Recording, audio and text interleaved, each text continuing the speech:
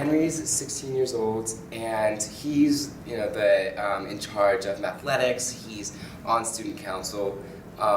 He's a really academically focused person who wants to do well in school.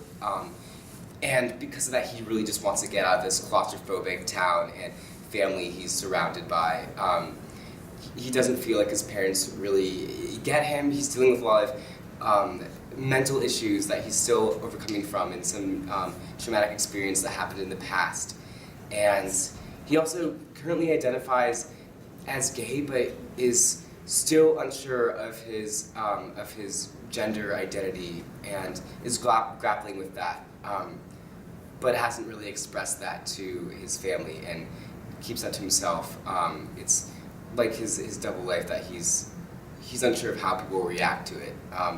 So he comes across John, who represents, and John is from LA, just moved here, and he represents this sort of this freedom and creativity that Henry's never had the opportunity to grasp because he's so focused on the structured life of school, so he can move on to better things and be more confident. John kind of sees through Henry's attempt to be this perfect student at school. Yeah, because there's that always joke being made that it's like, yeah, you always kind of study. Yeah. You're kind of a nerd, but even though you don't want to accept it, so I think that's where they kind of get along. And obviously because of their shared interest of film and art, that's another thing that they also get along to, because this town does not have that at all. So. Yeah, John's someone who has these interests that I've never been able to express in anyone else. I'm like, wow, he really likes these films. I can actually talk to somebody about something that I'm into. And I think that when we really let our facades down is when we both have scenes together without our parents in the room.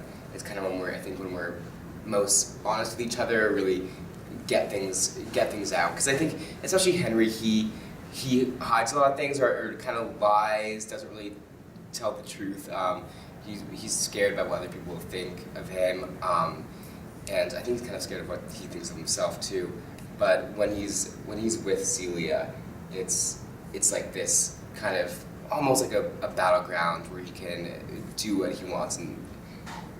But we don't let each other get away with anything. No. So it's like the one person that you can't hide from.